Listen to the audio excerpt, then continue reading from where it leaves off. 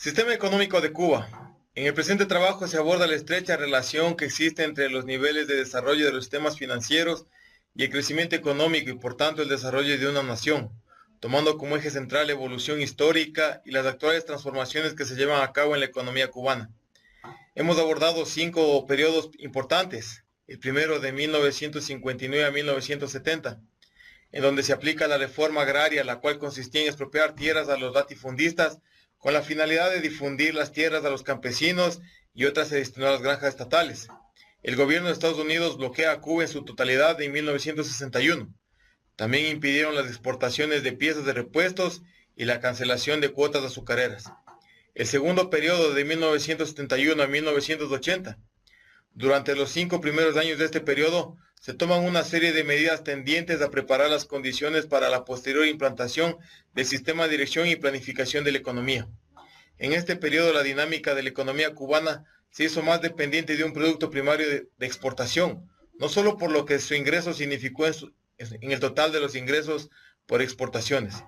El tercer periodo, de 1981 a 1989, se aprueba el decreto ley número 50 para regular la inversión extranjera en 1982 y se crea el mercado paralelo en 1984. Los primeros 4 años de este periodo, Cuba crece económicamente con una elevación del Producto Social Global del 8.5%. El sector industrial crece al 6.9% y el de la construcción al 8.6%. Pero no en lo tocante a la eficiencia del proceso inversionista, la efectividad de los fondos básicos ni en cuanto a la evolución del sector externo. El cuarto periodo, de 1990 a 2000, entre 1989 y 1993, el PIB cayó el 35% y las medidas internas tomadas en 1993 hicieron que el PIB incrementara 21% entre 1993 y 1999. En 1993, el gobierno cubano tuvo un déficit presupuestario del 33.5% del PIB, mientras que en el año 2000 fue del 2.4%. En 1993 y 2000, la liquidez acumulada por la población representó el 73% del PIB y 40% del PIB respectivamente. En 1994 se disminuye la tasa de cambio del dólar desde 70 pesos y se estabiliza entre 24 y 25 pesos por dólar. Quinto periodo, de 2001 a 2015. En estos años, Cuba ha dado a conocer las intenciones que tiene para dinamizar mejor la economía, erradicando medidas que aún siguen vigentes y que se aprobaron en periodos anteriores. Cambios en este periodo. Cuba anunció su intención de modificar sus leyes sobre la propiedad con el objetivo de facilitar la inversión extranjera en el turismo. Inversores procedentes de Canadá, Europa y Asia han estado a la espera de una mayor apertura en la isla para penetrar en el mercado turístico y fomentar la llegada del turismo adinerado con posibilidades de quedarse en Cuba a tiempo parcial y no solamente por unos días en la playa. Accesibilidad por parte de la población cubana a hoteles destinados al turismo internacional, así como también el anuncio de la flexibilización en la formación de los salarios a través del Ministerio de Trabajo y Seguridad Social. Sistema histórico político cubano. Del sistema económico actual, dictadura, el cual fue precedido del sistema democrático y liberal, este sistema se originó en una profunda revolución popular, como un poder político de sección, cuya gran tarea histórica consistía en abolir el orden establecido, no solo el batistato, sino el régimen liberal burgués igualmente dependiente y corrompido.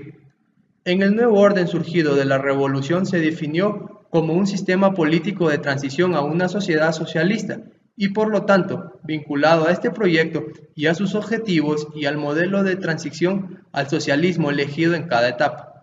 Así, el sistema político de transición debe superar a todos los sistemas precedentes al asegurar la constitución de un poder popular, la plena soberanía nacional, el desarrollo socioeconómico y una nueva verdadera democracia. Pero el sistema político existente tenía que dar cuenta de las condiciones reales impuestas a su desempeño.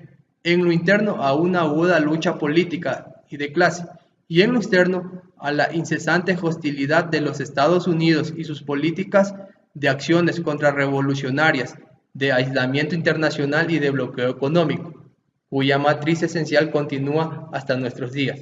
Cuba se ha ensayado la búsqueda y a veces ha perdido el rumbo de una nueva forma de democracia alternativa a la democracia liberal burguesa y a su propia experiencia histórica. Precisamente la democracia representativa que realmente existió en la Cuba prerevolucionaria se caracterizó por su dependencia, su incapacidad para resolver problemas nacionales cada vez más graves, su solución de continuidad entre periódicas dictaduras y por su cultura política de frustraciones. En esta búsqueda se han alcanzado importantes logros al elevarse la libertad, la igualdad y la participación de los ciudadanos en mayor medida que en cualquier sociedad del tercer mundo. Crecimiento económico. Cuba posee una población de 11.400.000 habitantes, con un Producto Interno Bruto de 78.700 millones de dólares. Su PIB per cápita es de aproximadamente $7.000. Según el titular de Economía, Murillo indica que el Producto Interno Bruto de Cuba creció un 4% durante el año 2015, a pesar de los efectos del bloqueo norteamericano y las restricciones financieras. Luego de crecer un 4% en el 2015, sobre el 1% en el año 2014, la economía cubana se planteó crecer en un 2% en el 2016. Las exportaciones derivadas de la actividad forestal en Cuba posibilitaron el ingreso de más de 24 millones de dólares a la economía nacional en la última década. Acerca de la actividad en la construcción, se informó que creció un 11.9%, pero no logró cumplir el plan en un 8%. Entre sus motivos se destacó la deficiente preparación técnica de las inversiones.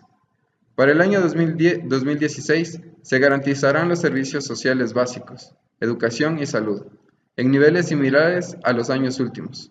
Se priorizará la sostenibilidad de la generación eléctrica del país y se trabajará para mejorar la eficiencia en el uso de los portadores energéticos. Inversión y capital extranjero. En la actualidad siguen manifestándose problemas estructurales en la economía, tales como la escasez de divisas, las distorsiones del sistema de precios relativos derivados del tipo de cambio oficial sobrevaluado y la ausencia de la convertibilidad, la dualidad monetaria, los mercados segmentados, el magro desempeño de la industria azucarera, agricultura y los problemas de eficiencia de las entidades públicas. A finales de la década de los 70, Cuba se encuentra en condiciones difíciles para entrar en sus necesidades de divisas extranjeras, fuera de los acuerdos de intercambio. Cada vez eran menores las fuentes generadoras de reservas de divisas convertibles, y el país se había empeñado a gran escala con la extinta Unión Soviética. En Cuba, desde 1981, es innegable que se han realizado nuevos ajustes y reformas, otorgando determinadas aperturas en ciertos sectores de la economía al sistema de libre mercado, a pesar de las dificultades que implica su coexistencia con otros métodos y políticas que siguen bajo el sistema de economía centralmente planificada. La inversión extranjera directa debe ser aún más incentivada, pues en el año 2014 la participación de esta en las exportaciones de bienes fue más del 60%, y el saldo del comercio de esas empresas fue positivo en unos 700 millones de dólares.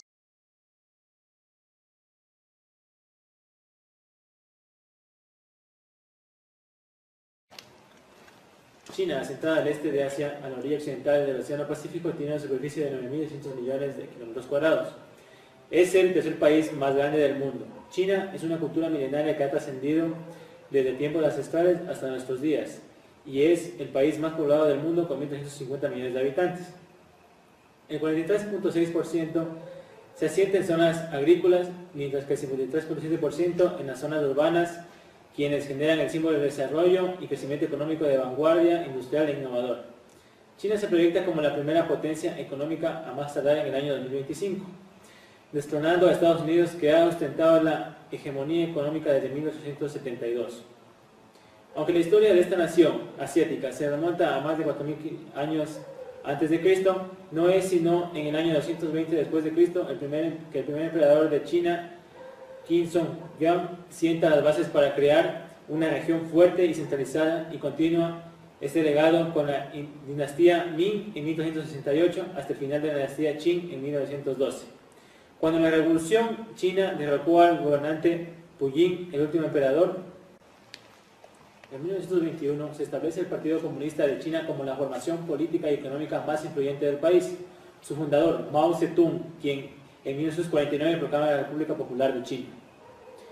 Este es un momento histórico se gestaba en un país con una economía precaria, sin desarrollo científico y tecnológico, una industria inexistente y pobreza extrema, con las ideas de lucha en contra del capitalismo, siguiendo la cultura marxista hasta la muerte de Mao en 1976.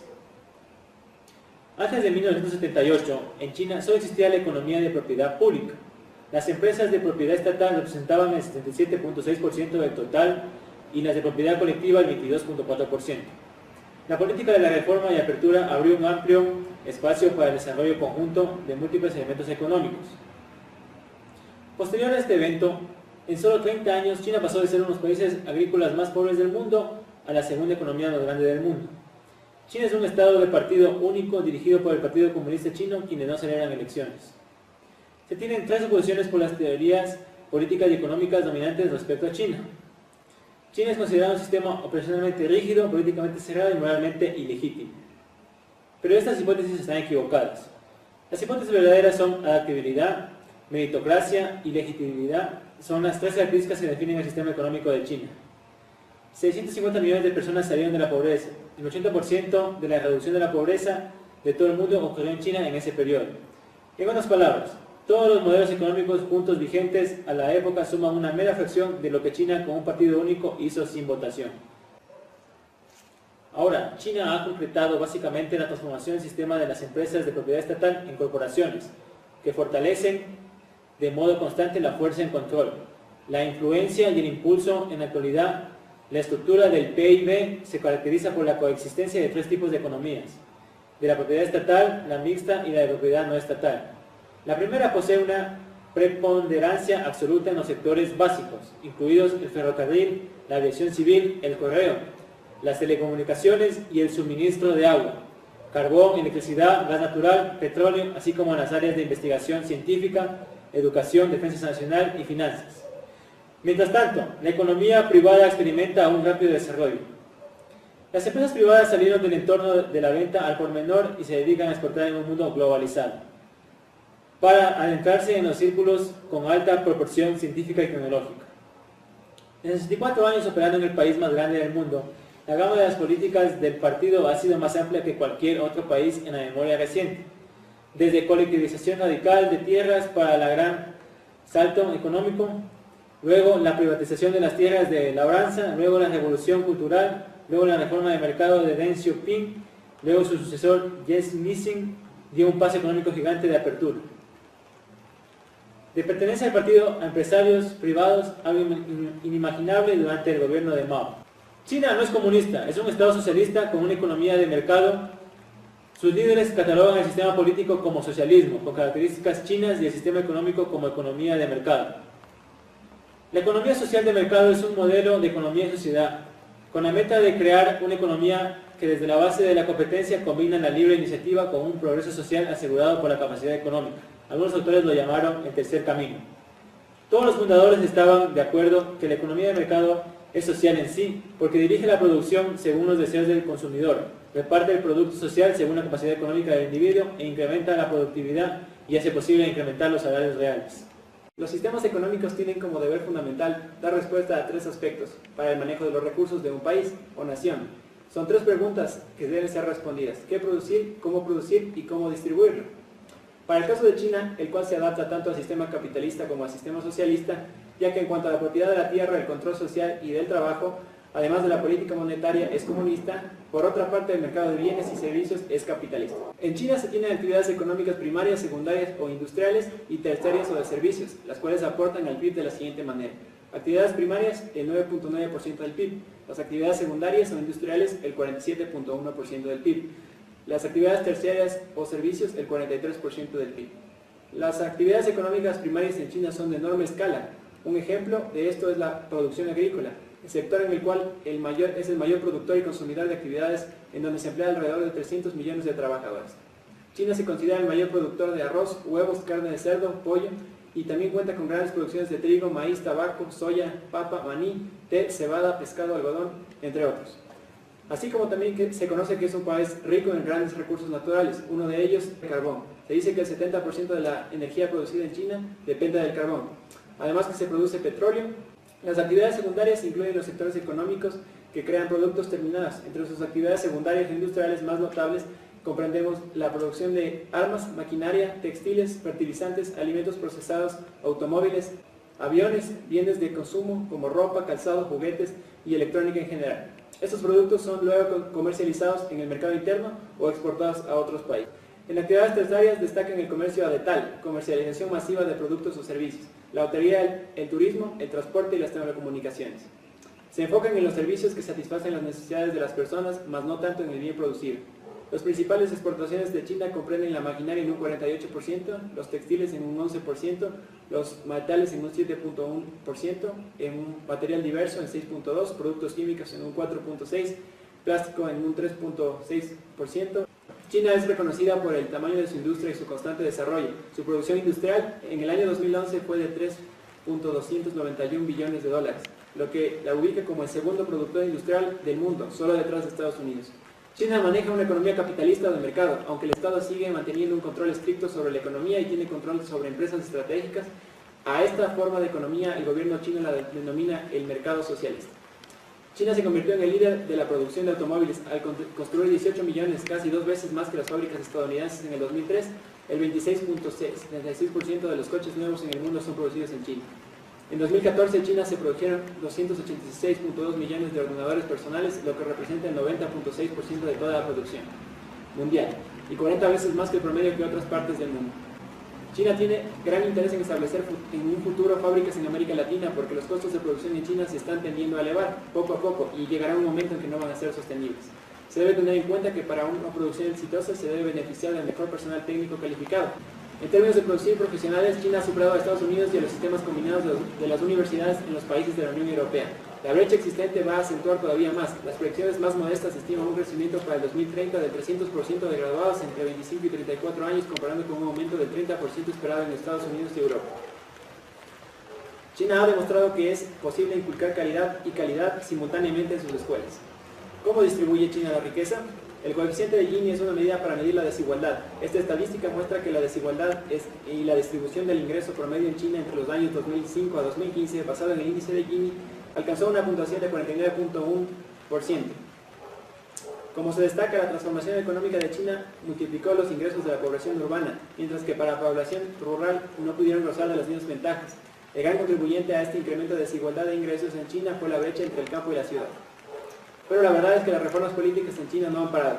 Si se compara hace 30, 20 o incluso 10 años, todos los aspectos de la sociedad china, como se gobierna el país, desde el nivel más local hasta el centro más alto, son irreconocibles. Ahora estos cambios no son sencillamente posibles sin reformas políticas de la clase más fundamental.